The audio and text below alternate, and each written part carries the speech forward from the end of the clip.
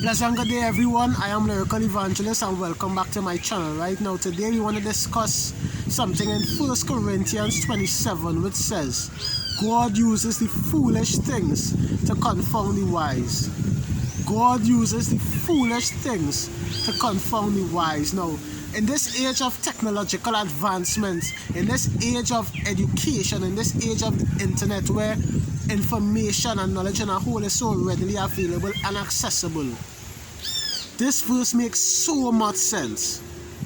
Because man has reached the point where we think now that we could figure everything out.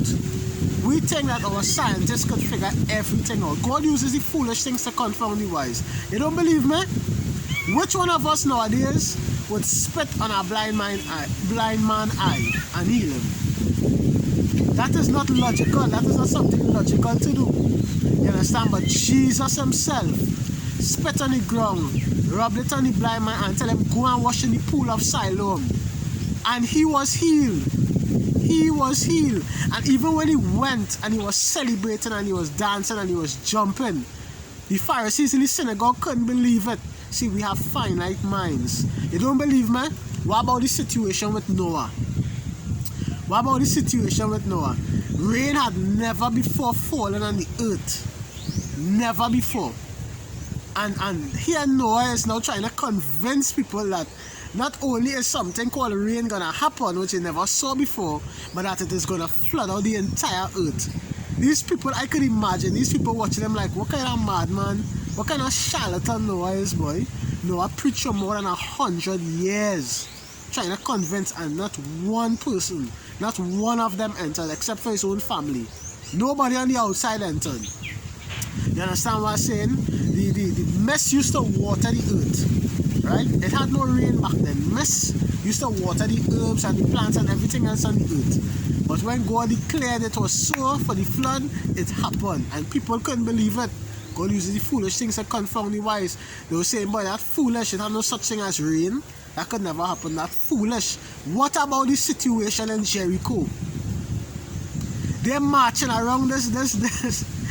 You understand? If I was, I just imagine if I and many of you was in that procession marching around and blowing horns and thing, by the second or third day, we would be like, nah.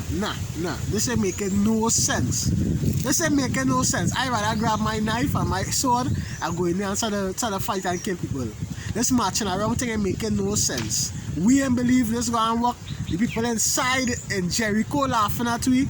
We don't know what's going on. You understand? And that is just God uses the foolish things to confound the wise. Who would have thought that them marching around there for 7 days that building will collapse? You understand? God could have did that in any other way. God could have tell them go in and conquer them and you take the city, but no. God decided to let them march around there. You understand? God uses the foolish things to confound the wise.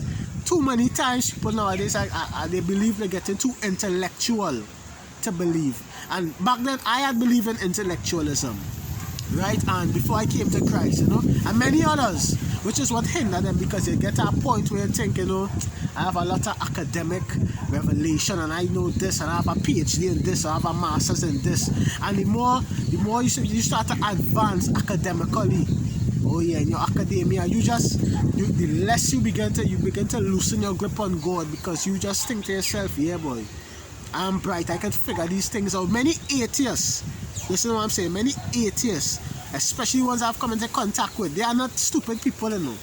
They are intelligent people. You understand? They are intelligent people, but it hinders them because they want to figure everything out. So when you're talking to them and they say, and I say, well, God created the heavens and the earth. Alright, where God? I never see God. You know, things like that. And that is the normal arguments. Now, I can't see God. You know, I can't have faith. And certain things that start along the line. And they are very intelligent people. You understand? And that's what hinders them, because they are not willing to submit themselves. They are not willing to allow God to work in their hearts. Their heart has grown calloused and cold towards these things. And God has his way of revealing himself to every single one of us. So the way he reveals himself to me might be the way he reveals himself to you. You understand? So in due process, we know that God will touch every single one in season and at their appointed time. And next key thing that I always interested in is God says in the same chapter, 1 Corinthians, let's go up a little bit more and you see, God uses the foolishness of preaching. God uses, we are saved by the foolishness of preaching to those who believe. Look at that, right in the chapter there. I find it funny that he said the foolishness of preaching.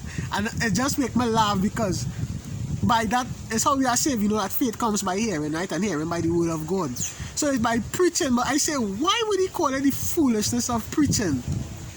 And as I began to reflect on certain things, I say, oh, alright. I began to get the gist, I began to get the nectar of it. You understand? A man will hold a crusade. You understand? And he will preach and he will think, and people will turn and give their lives to God. People will come into the fold of Christ. You understand? So it's by hearing. And you know, not everything in this life you are going to be able to figure out. Not everything in this life you are going to be able to wrap our mind across. We can't grab our telescope and look at the stars. We will never be able to count it. You'll never be able to, you know, certain things you'll never be able to do. And we need to be okay with that. We need to be okay with that. You know why? Because we are not God. When we reach to heaven, we would ask God all the questions we need to ask God. But until then, God uses the foolish things to confound the wise.